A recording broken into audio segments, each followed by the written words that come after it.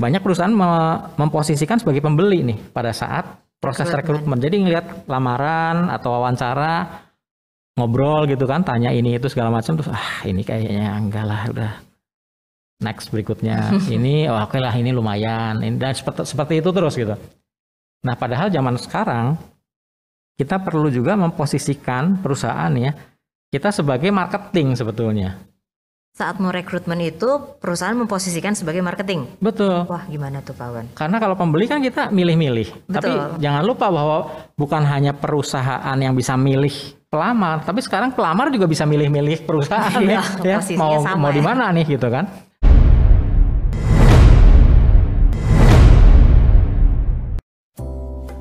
Sebagai pemilik bisnis, saya harus melakukan ekspansi, jeli melihat peluang dan inovatif.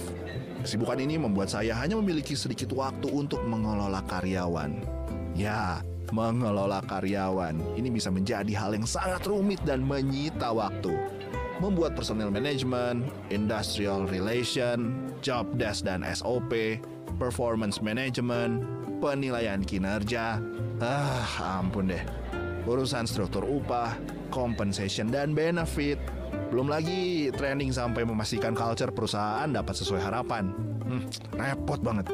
Tapi itu dulu. Sejak kinerja Prima membantu perusahaan kami, 80-90% perusahaan karyawan dapat terhandle dengan baik. Saya pun bisa tenang memikirkan perkembangan bisnis. Bagaimana mengelola yang namanya manusia dalam perusahaan ya, kurang lebih seperti itu ya Pak Awan. Nah ini terima kasih loh, kita sudah boleh kehadiran seorang Pak Awan dan kita mau berbicara dulu di sesi ini seputar pengelolaan karyawan. Nah jadi Pak Awan Santosa ini adalah founder sekaligus CEO dari Kinerja Prima nih. Ini langsung berarti ngobrol sama pakarnya karena sudah ada beberapa buku juga yang langsung ditulis sama Pak Awan. Ini kita langsung berbicara tentang satu topik yaitu pengelolaan karyawan. Untuk di Kinerja Prima sendiri layanannya seperti apa sih yang berkaitan dengan pengelolaan karyawan Pak Awan? Ya jadi Kinerja Prima ini kan fokusnya meningkatkan kinerja perusahaan. Nah ada berbagai macam kan, bisa melalui meningkatkan kinerja karyawan. Jadi kalau kinerja karyawan meningkat, ya otomatis kinerja perusahaan bisa meningkat. Yang pertama itu. Berdampingan atau ya, berdampingan. Terus yang kedua, betul, kita bisa meningkatkan kinerja perusahaan dari revitalisasi nih atau transformasi di dunia usaha. Jadi kita lihat bisnisnya bisa ditransformasiin nggak? Kalau bisa kita jalanin, kita bantu di situ. Nah dari dua itulah Kinerja Prima hadir untuk membantu karyawan untuk meningkatkan kinerjanya, jadi maksimal supaya mereka tuh maksimal. Akhirnya kalau karyawan bisa bekerja maksimal, perusahaan juga maksimal juga dong. Ya, jadi akhirnya ya tadi ada sinergi yang baik juga ya dari karyawan dan itu nanti akhirnya akan jadi ke perusahaan. Berarti kita sekarang ngobrolinnya itu sama seperti buku yang terakhir ya Pak Awan ya. Kalau kita akan topiknya itu membahas dulu tentang pengelolaan karyawan. Jadi kita ngobrolnya masih seputar pengelolaan karyawan begitu ya Pak Awan ya. Siap. Baru nanti di sesi berikutnya kita akan membahas untuk topik yang lain yang lebih seru lagi. Nah untuk peningkatan kinerja karyawan ini kan yang diurus manusia nih dengan berbagai karakter, dengan berbagai pribadi juga, semuanya juga saya percaya ketika perusahaan merekrut pasti sudah yang terbaik seperti itu kan. Jadi orang-orang pintar berkumpul kan justru susah nih kan untuk disatukan begitu untuk visi misi segala macamnya. Nah ini layanan apa aja yang memang ada di Kinerja Prima supaya tadi semuanya bisa terfasilitasi, karyawan yang memang masing-masing berbagai latar belakangnya itu semuanya bisa bersinergi dalam perusahaan. Layanannya apa aja nih Pak Awan? Ya jadi sebenarnya kan perusahaan tuh biasanya punya harapan ya. Misalnya harapannya rada tinggi lah segini misalnya ya. Tapi kenyataannya biasanya di bawah. Bisa di bawah sedikit, bisa di bawah banyak gitu kan. Tapi pasti di bawah gitu jadinya ya. Jadi kurang sesuai harapan, ada gap di situ, ada selisihnya lah ya. Bisa selisih sedikit, bisa selisih banyak. Nah, Kinerja Prima ini ibaratnya masuk di situ tuh. Bagaimana kita bisa mengecilkan gap itu. Jadi supaya harapannya tuh nggak terlalu jauh. Syukur-syukur harapan dan kenyataan sama. Tapi biasanya kalau harapan dan kenyataan sama, perusahaan kemudian bakalan naikin lagi harapannya gitu. Iya, kan udah tercapai Udah gitu ya. tercapai, Jadi naik gitu. lagi untuk target berikutnya Betul. gitu ya. Jadi kita bantu untuk meningkatkan atau meminimalkan gapnya ini. Jaraknya diperkecil ya untuk gapnya itu ya. Untuk gapnya itu kita perkecil. Oke, jadi kurang lebih seperti itu ya. Jadi Ya. banyak hal-hal perusahaan kan tadi pasti tadi ya ada satu titik di mana itu menjadi harapan, Betul. kemudian yang lainnya masih ada di Masih di bawah dan bawah. gap ini yang akan ya kalau bisa syukur sama tapi kalau bisa dirapatkan seperti itu ya. Ya, dan nah kita, itu dan kita jadi membantunya dari dua sisi nih sis, dari sisi karyawan sama dari sisi perusahaan. Dari Oke. sisi karyawan ya gampangnya misalnya melalui pelatihan, training, coaching dan seterusnya. Iya. Tapi bisa juga karyawannya udah kinerjanya mentok, udah luar biasa gitu ya. Tapi kok nggak meningkat juga nih? Nah berarti ada sesuatu yang salah juga atau yang bukan salah ya, mungkin perlu dibenerin dari Ada sisi faktor lain perusahaan. berarti. Betul, mungkin misalnya dari sisi regulasinya atau mungkin katakanlah di situ tidak memungkinkan untuk karyawan bisa meningkat kinerjanya. Ada hal-hal yang lain, mungkin dari sisi job desk-nya nggak jelas. Aduh gue nih kerjanya apa ya? Benar-benar. Suruh ngerjain ini tapi juga suruh ngerjain ini misalnya Iya. gitu kan. Ya seperti itulah. Jadi dua sisi perusahaan ini yang kita bantu untuk kerjakan gitu, kira-kira seperti itu. Jadi kurang lebih contohnya seperti itu ya, banyak hal yang memang kurang tepat mungkin begitu ya Pak Ya, Wan ya? jadi contohnya gini, sekarang kan banyak perusahaan yang pengen ya udah deh karena kita dapat untung nih, saya pengen ngasih lebih ke karyawan. Ada reward lebih nih. Ya, atau gajinya ditambahin. Ya. Nah, masalahnya kadang-kadang alokasinya kurang tepat nih sis. Jadi misalnya, Ya misalnya gini, ya udah deh sekarang diumumin kalau misalnya kalian tuh hadir terus dalam sebulan, ditambahin deh 100.000 misalnya gitu. ya Terus kalau misalnya nanti nggak izin, tambah lagi 50.000. Terus kalau nggak telat, nambah lagi 50.000. Jadi total ada 200.000 kan. ya. Perusahaan Yang pengen harus nih didapetin. supaya kamu rajin hadir nih, kasih 200.000 misalnya gitu ya. Nah, tapi ternyata karyawan bisa melihat, oh kalau gitu kuncinya di hadir nih, gitu kan. Ya udah, saya bakalan kalau udah 7, 5, 8 bakalan lari nih supaya nggak sampai pas finger gitu kan, supaya nggak terlambat misalnya seperti itu. Kemudian ya dia utamakan sehat, nggak izin, nggak terlambat dan seterusnya. Jadi dia hanya ke sana. Perkara outputnya atau katakanlah kinerjanya melempem, ya itu lain persoalan karena kan Ngejarnya di kehadiran ya tadi karena kan aja. nggak ada duitnya, pikirannya gitu. Mungkin nggak semua ya, tapi Iya. orang pikirannya gitu. Jadi outputnya kadang-kadang kurang, sehingga pengusaha merasa, aduh, saya kurang gimana lagi ya? Udah nambah duit nih 200.000, tapi kok kinerjanya kurang? Oh, berarti ada yang salah nih. Alokasi dananya yang kurang pas gitu. Jadi mungkin alangkah baiknya kalau kita justru tambah dana sih oke, kita katakanlah 200.000 nih, budgetnya sama nih ya 200.000, tapi jangan dialokasikan ke kehadiran dong. Ya. Atau kadang-kadang ada perusahaan yang mengalokasikan misalnya ke premi atau tunjangan masa kerja nih. Jadi yang masa kerjanya udah puluhan Banyak, tahun gitu ya ya. ditambahin. Tapi sebetulnya kan itu nggak sebanding ya. Jadi maksudnya karyawan yang sudah bekerja lama tidak otomatis kinerjanya juga Belum keren tentu, gitu, belum tentu juga. ya. Malah biasanya yang baru yang semangat, yang udah lama yang waduh rada melempem. Yang masih fresh gitu ya. Ada Betul. yang seperti itu kasusnya seperti Ya, itu ya. Jadi agak kurang pas juga gitu. Mendingan ke output atau ke kinerja gitu ya. Jadi ya contoh gampangnya nih, misalnya seorang administrasi gitu ya. Ya. Administrasi itu sebetulnya disebut seorang admin yang berhasil itu kalau seperti apa? Kan ada dong kriterianya Betul, kan. betul. Ini ada admin yang berhasil, ada yang gagal nih. Nah kita bisa bikin poin-poinnya. Oh admin yang berhasil kalau A seperti ini. Atau kalau misalnya kalau ngumpulin laporan sebelum tanggal 5 misalnya ya. Terus kalau laporannya nggak salah yang keduanya gitu. Terus yang ketiganya kalau apa misalnya dia pegang uang ya bon-bonnya apa semua lengkap Rapi, ya. ya. Nomor 3 itu, nomor 4 apa, nomor 5 apa dan seterusnya. Nah dari poin-poin itu kemudian kan kita bisa kasih bobot nih. Jadi tidak harus tidak harus semuanya bobotnya sama. Misalnya poin 1 berat ya udah bobotnya 50%. Poin yang kedua ya udah deh 10% dan seterusnya. Yes. Totalnya bisa 100%. Nah, kemudian nanti bisa dinilai kan. Oh, kalau gitu tentunya dengan sosialisasi dulu ya. Nih, karyawan katakanlah admin kita kasih tahu, kamu sekarang ini loh, yang dinilai ini ya. Kalau kamu ini semua terpenuhi, kamu dapat tambahan loh 200.000 misalnya gitu ya. Jadi alokasi dananya sama 200.000, nggak berkurang atau nggak bertambah, tapi lebih tepat. Betul. Gitu. Lebih tepat Jadi ya, 200.000 daripada cuma buat hadir-hadir doang, kinerjanya nggak ada kan susah. Iya. Nah dari situ karyawan akan kejar ke sana. Oh kalau gitu poin-poin ini saya harus penuhi nih. Iya. Gitu. Kita informasikan juga kalau ini kamu fail, gagal, kamu dapatnya cuman misalnya ya anggap 150, kalau yang ini fail 100 dan seterusnya. Atau kalau ini nggak ada semua berarti 0 misalnya gitu ya. Jadi malah di salah satu klien kami ini ada yang memang dari ownernya itu pengen gajinya naik turun nih. Jadi bukan hanya sales saja yang gajinya bisa naik turun tergantung omset gitu. Tapi untuk yang mau HRD admin juga ya semuanya mau ya. admin jabatannya, mau sekretaris, Bisa mau naik turun. betul, mau yang staf gudang bisa naik turun. Oke. Tergantung kinerjanya. Jadi yang disebut berhasil apa, poin-poinnya apa, indikatornya. Nah, kita kejar ke sana. Kemudian ya udah nanti ini bisa jadi kadang-kadang karyawan tuh sebelum gajian udah yang diterapin ya, yang kita terapin waktu itu.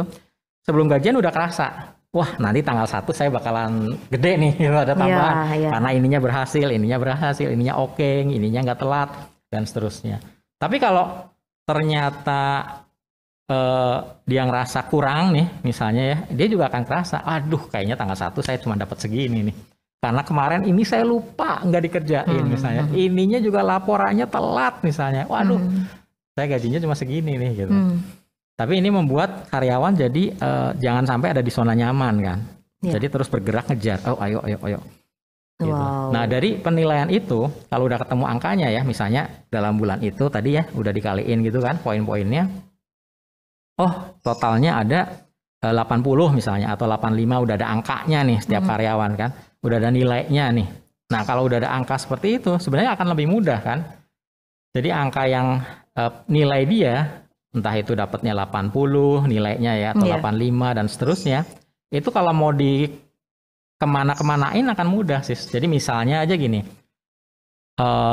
kita bikin rule, kalau kamu bisa ngumpulin dalam setahun 1.000 poin misalnya gitu ya, nanti kamu bakalan karirnya naik loh misalnya ya. Tadinya misalnya dia junior admin, kalau kamu bisa ngumpulin 1.000 poin jadi middle admin atau nanti dari senior admin gitu.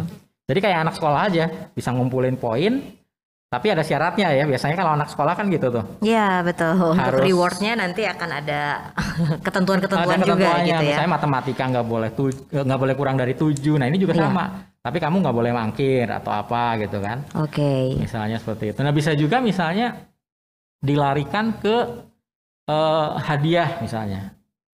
Jadi kalau kamu udah ngumpulin 1.000 poin nih dalam setahun, nanti dapat handphone baru loh. Misalnya kan orang senang nih.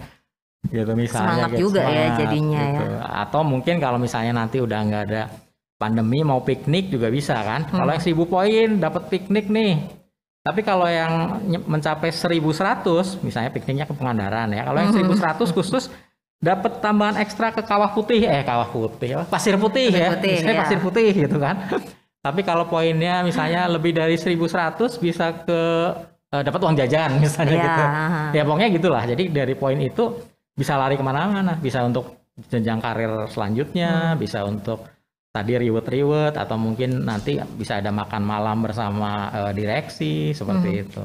Oke, jadi itu sebenarnya hal-hal yang penting juga ya untuk masuk dalam bagaimana tadi untuk meningkatkan kinerja. Jadi akhirnya awalnya dari job desk seperti itu kan, lalu ada indikator-indikator keberhasilan juga, jadi lebih kompleks sebenarnya ya. Tapi ini akhirnya kan banyak juga kita misalnya dari sisi perusahaan ini memang perusahaan yang baru mulai seperti itu ya, masih UMKM mungkin gitu, tapi memang sudah punya pegawai, sudah punya karyawan. Tapi apakah harus tetap bisa melakukan step-step seperti itu dan Kinerja Prima bisa membimbingnya sampai sejauh mana? Karena kan masing-masing perusahaan tadi juga ya kondisi untuk petikasnya, untuk keuangannya kan pasti berbeda-beda ya Pak Awan ya. Kalau ini seperti apa nanti bimbingan dari Kinerja Prima terkait dengan tadi untuk job desk dan untuk job list seperti itu. Iya, nyusunnya tuh seperti apa ini, bisa dibantunya seperti apa? Jadi memang untuk menuju yang poin penilaian tadi itu kan nggak bisa langsung ujuk-ujuk ya. Jadi perlu ada pasti job desk-nya dulu harus beres kan. Iya. Jadi kita nggak bisa menilai seorang kalau kerjaannya dia juga kita nggak tahu apa gitu. Gimana tahu kalau kerjaannya beres. Jadi ada job desk dulu harus kita susun. Nah kemudian, untuk urusan job desk ini juga banyak sekali ini sis. Jadi banyak sekali yang mungkin salah persepsi ya. Jadi pada suatu ketika kita ngobrol dengan PD-nya, owner bilang, oh kita udah ada job desk. Oh oke. Lihat dong. Oh ternyata bukan job desk. Tapi list kerjaan, job list gitulah ya. Tadi job list, iya. Beda ya sebenarnya. Betul. Jadi kerjaannya 1 ngapain, 2 ngapain. Oh, oke. Tapi nggak apa-apa. Jadi minimal udah ada pedoman kan. Betul. Tinggal dari job list ini kita transfer, kita tambahin bumbu-bumbu segala macam supaya jadi job desk. Karena job desk itu salah satu yang terpenting itu ada namanya indikator keberhasilan. Poinnya. Jadi indikator keberhasilan inilah yang kemudian nanti kita akan jadikan poin tadi yang untuk penilaian gitu. Nah, memang ini kayaknya agak ribet gitu ya. Jadi ribet gitu kan, jadi kompleks aja gitu kan. Ternyata untuk urusan ini aja untuk meningkatkan kinerja, tapi kan tadi balik lagi ya untuk kinerja perusahaan kan akhirnya ya. Betul. Nah, kalau misalnya terus perusahaan merasa, aduh ini saya sih pengen ya, tapi saya nggak mampu nih pengusahanya. Terus katakanlah dia udah punya HR gitu kan, tapi HR saya juga aduh ini levelnya kayaknya admin nih yang lebih banyak nyatet buat absensi, buat pengupahan seperti itu ya. Kayaknya untuk bikin yang kayak gini ini, wah kayaknya belum bisa nih. Nah kinerja Prima bisa bantu di situ. Oke. Jadi kita bisa ngajarin nih. Iya.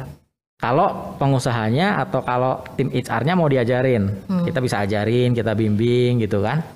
Jadi kita, yuk kita kerjain bareng-bareng. Jadi bedanya mungkin sama yang konsultan atau coaching atau apa, kita terjun langsung, kita ayo kita bikin yuk gitu.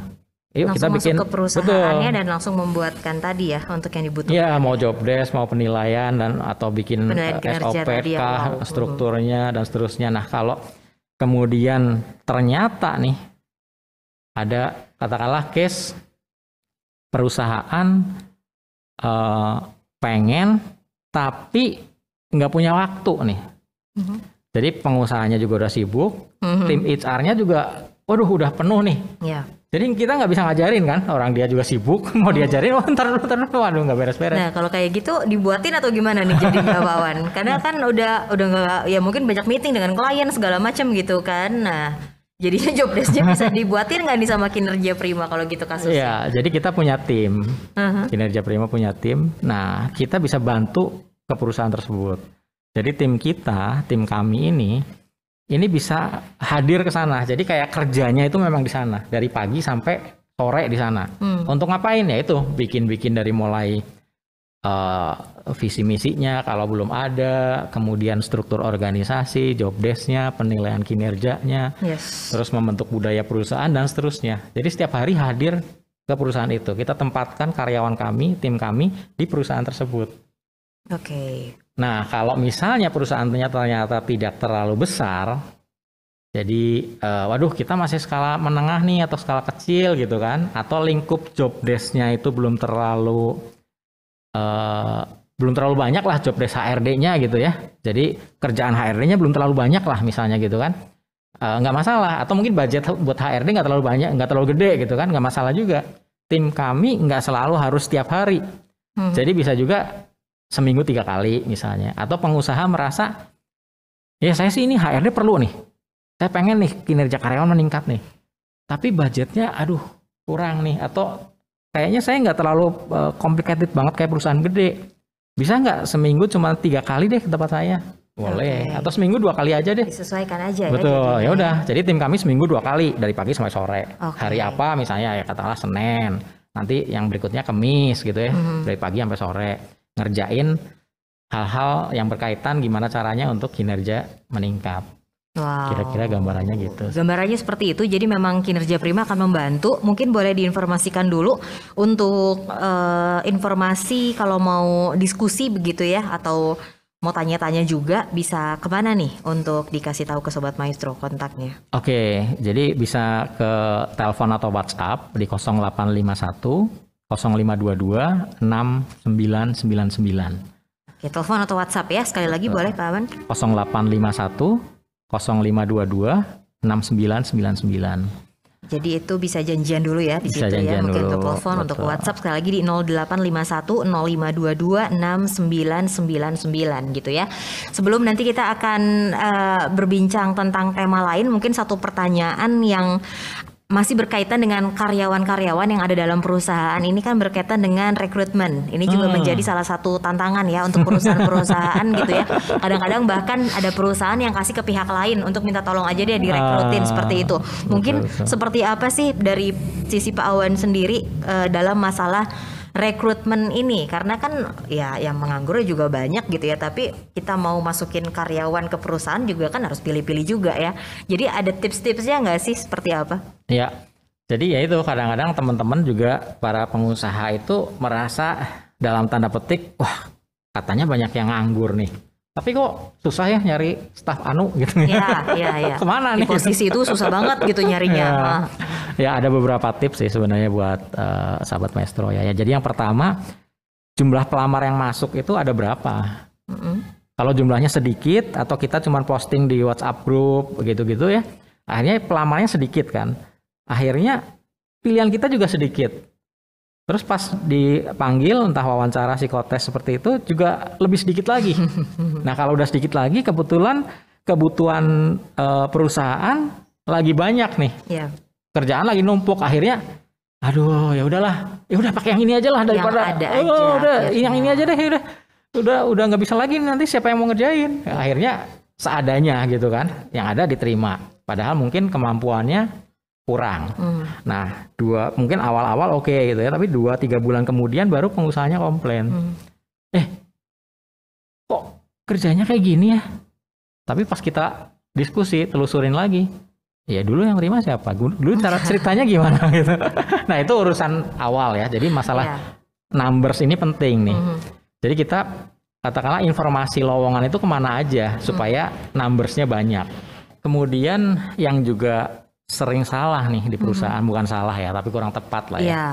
Perusahaan tuh memposisikan dirinya itu sebagai pembeli nih pada saat proses rekrutmen. Pembeli lah sis. Kayak sis aja nih, sis Mary kalau mau beli gimana? Mau beli telur misalnya, kan dilihat-lihat dulu kan. Lihat gini, oh ini aduh kayaknya pilih jelek, taruh lagi. betul. Ini bagus, ini oke nih, oh ini enggak. Nah, banyak perusahaan memposisikan sebagai pembeli nih pada saat proses rekrutmen. Jadi ngelihat lamaran atau wawancara, ngobrol gitu kan, tanya ini itu segala macam, terus ini kayaknya enggak lah, udah next berikutnya. Ini oke lah, ini lumayan, ini, dan seperti itu terus gitu. Nah padahal zaman sekarang kita perlu juga memposisikan perusahaan ya, kita sebagai marketing sebetulnya. Saat mau rekrutmen itu perusahaan memposisikan sebagai marketing. Betul. Wah gimana tuh Pak Wan? Karena kalau pembeli kan kita milih-milih. Tapi jangan lupa bahwa bukan hanya perusahaan yang bisa milih pelamar, tapi sekarang pelamar juga bisa milih-milih perusahaan ya. Mau di mana nih gitu kan. Jadi maksudnya bagaimana sebetulnya perusahaan menjual diri dia sendiri di hadapan pelamar gitu. Dari mulai mungkin pertama kali nelpon, kemudian satpamnya gimana gitu kan. Kemudian apakah di perusahaan tersebut sambil nunggu, biasanya kan gitu ya kalau mau wawancara nunggu dulu gitu kan. Nah apakah sambil nunggu kita bisa melihat company profile-nya, apa bisa di setelin TV gitu kan. Oh ini udah sekian tahun lahir ya misalnya ya, dan seterusnya.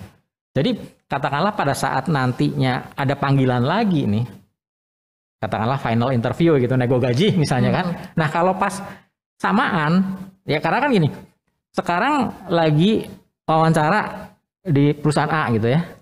Besok bisa-bisa pelamar yang sama ini ke perusahaan B. Ada yang udah ngontak juga gitu dari company lain. Terus mungkin nanti final interviewnya mungkin di waktu yang sama. Nah si pelamar kan jadi milih, wah mau ke perusahaan mana ya, A atau B nih. Jadi mereka yang milih ya. Mereka yang milih. Nah kita tentunya harapannya ke perusahaan kita gitu kan. Nah pelamar ini apa yang ada di mindset dia. Oh kalau perusahaan A tuh kemarin sih ramah ya misalnya ya. Satpamnya atau ruang tamunya, terus ternyata juga prospeknya seperti ini udah dikasih tahu kan di company profile dan seterusnya, dia mungkin akan lebih memilih gitu. Tapi kalau perusahaan yang kayaknya cuek gitu ya. Terus kayaknya kok gua tamu kayak di kalau mentang-mentang Hospitality-nya kurang gitu mentang-mentang ya. pelamar kok dikucilin gitu ya. Iya. Di ujung duduknya yang banyak nyamuk misalnya gitu kan. Mungkin dia jadi nggak milih gitu. Iya. Jadi bagaimana kita bisa menjual. Nah itu mindsetnya yang perlu, bukan hanya sebagai pembeli nih, tapi kita menjual perusahaan kita seperti apa. Nah, jadi salah satu hal yang penting memang tadi ya sangat krusial ketika kita rekrutmen. Gimana kita juga memang memasukkan orang baru yang kita juga hanya tahu tadi dari CV saja. Memang akan ada tes-tes berikutnya seperti itu ya. Ada psikotes, ada segala macam. Nah, Tapi kalau betul, misalnya memang belum pas atau seperti apa kan masih bingung lagi gitu ya ketika memang dibaca hasil psikotesnya. Tapi posisi itu sudah harus diisi. Nah, ini kalau kasusnya seperti ini ya, HRD-nya udah kebingungan juga gitu kan, takut salah kan, daripada ini bisa nggak sih diberi ke teman-teman dari Kinerja Prima untuk HRD-nya udahlah dari Pak Awan aja lah, tolong pilihkan yang paling baik. Nah kalau seperti itu case-nya seperti apa Pak Awan? Iya bisa juga. Jadi memang ada juga yang seperti itu ya. Tapi ini tadi hubungannya sama rekrutmen. Kemudian kan misalnya kalau oke, kemudian di psikotes tadi ya, Sis Mary sempat bilang psikotes gitu kan. Banyak juga perusahaan yang agak keliru nih Sis untuk urusan psikotes ini. Jadi mungkin gampangannya udah deh bikin tes atau cari di apa ya, di Google Ya, gitu udah kan, banyak ya tes-tes, di print gitu ya. kan, terus ditesin. Nah ini agak bahaya nih. Jadi maksud saya gini, psikotes ini kan alat ukur kan. Kita misalnya ambil contoh katakanlah timbangan alat ukur berat, gitu kan. Nah psikotes ini alat ukur ya untuk masuk kerja misalnya kan. Nah timbangan alat ukur berat sama-sama timbangan. Betul. Tapi kalau misalnya saya ingin menimbang berat badan saya, tapi di timbangan meja nih yang buat kue, kan nggak pas nih, hancur gitu kan. Sebaliknya, kalau misalnya saya pengen nimbang kue, nimbang tepung gitu ya, mau bikin kue nih, makanan, tapi di timbangan badan malah nggak pas, kuenya juga bakalan nggak enak. Jadi harus timbangannya sama-sama timbangan judulnya, tapi harus yang sesuai kan. Timbangan meja, ini timbangan berat badan, dan seterusnya macam-macam timbangan. Nah demikian juga alat tes nih, nggak bisa sembarangan. Jadi mungkin kita sekedar ya udah browsing atau sekedar ngetes deh gitu kan. Oh ini benernya segini, salahnya segini. Takutnya justru keliru menyaringnya. Jadi yang harusnya bagus, tapi karena alat tesnya kurang pas, dia mungkin hasilnya jelek. Tapi karena memang alat tesnya nggak pas gitu. Sementara yang katakanlah jelek, tapi karena alat tesnya kurang pas, dia mungkin hasilnya bagus, itu yang diterima gitu. Iya. Jadi tadi harus sesuai juga ya untuk mengukur segala macamnya juga. Ya, jadi kita bisa bantu juga untuk urusan rekrutmen, dan sebetulnya urusan daily activity HR kita bisa bantu. Jadi singkatnya mah, kalau misalnya ada perusahaan yang nggak mau ribet, pengen terkelola HR-nya begitu ya. Tapi nggak mau ada orang HR misalnya, atau nggak mau, nggak mau ribet deh, diurusin. Nah kita bisa juga bantu. Jadi tim kami yang ditempatkan di sana itu benar-benar untuk daily activity atau kegiatan HRD gitu. Nah itu bisa seperti itu. Bisa seperti itu juga ya. Nah tapi sebenarnya kalau misalnya nanti akhirnya oke deh dari Pak Awan yang akan membantu gitu ya untuk teman-teman dari HRD yang menjadi kelebihan gitu dibandingkan dengan HRD mungkin dari saya punya perusahaan seperti itu ya, punya tim juga HRD, dan HRD yang memang dari teman-teman Kinerja Prima. Biasanya poin-poin apa yang menjadi keunggulannya? Oke, jadi pertama, perusahaan punya dilema nih Sis. Kalau mau ngerekrut buat HRD ya, kalau ngerekrut yang baru lulus misalnya dari psikologi gitu kan, mungkin dari sisi salary belum terlalu tinggi. Betul.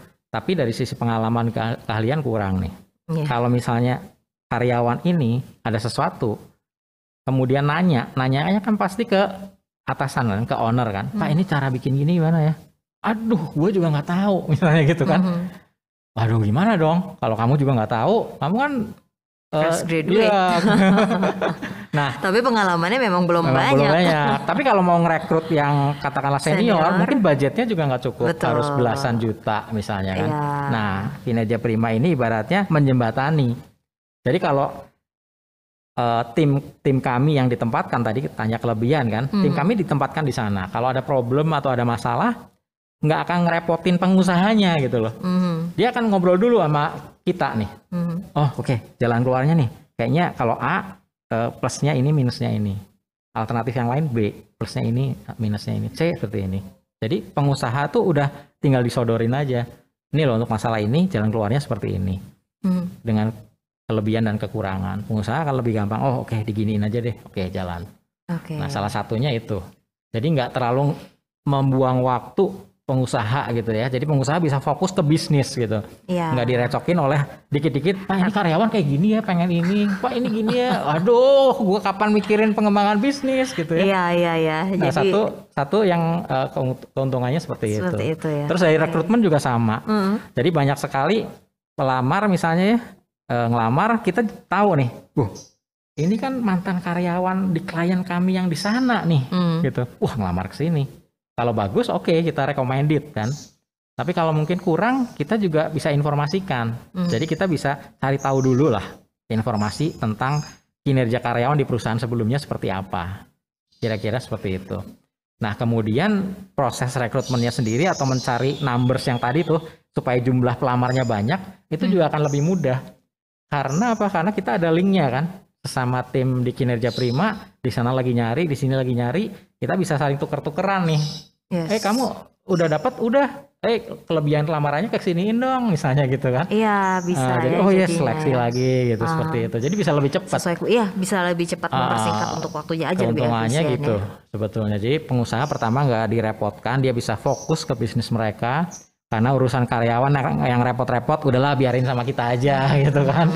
Fokus ke bisnis gitu. Wow ya, jadi memang menjadi praktis tentunya lewat Kinerja Prima, apalagi untuk mengelola karyawan. Ini bahkan masih sedikit kalau nanti Sobat Maestro mungkin membeli buku dari Pak Awan. Di sini ada 9 jalan untuk meningkatkan kinerja karyawan. Jadi yang kita bahas ini masih general banget lah, masalah-masalah klasik sebenarnya ya Pak Awan ya. Nanti kita akan lanjutkan di sesi kedua di mana kita akan berbicara tentang bisnis ya Pak Awan ya. Kita akan bicara tentang bisnis, tapi saya mau informasikan kembali untuk kontak yang bisa Anda hubungi terkait dengan tadi untuk dibantu segala sesuatunya, khususnya berkaitan dengan HRD dalam perusahaan, dalam bisnis teman-teman semuanya ya. Silakan boleh untuk nomor WhatsApp teleponnya di save dulu, pasti membutuhkan ini suatu hari nanti ya bisa ngobrol-ngobrol sama Pak Awan di 0851 0522 6999. Sekali lagi di 0851 0522 6999. Kita nanti akan kembali lagi di sesi kedua kita di mana kita akan membahas tentang satu topik lagi masih berkaitan untuk memajukan bisnis Anda, bisnis dalam bisnis plan dalam perusahaan, karena kita akan memang membicarakan tentang bisnis di sesi kedua nanti ya. Kinerja Prima langsung dihandle oleh Awan Santosa yang sudah lebih dari 20 tahun berpengalaman mengelola karyawan dan sudah menulis 6 buku urusan karyawan. Salah satunya berjudul 9 Jalan Meningkatkan Kinerja Karyawan. Mantap dah!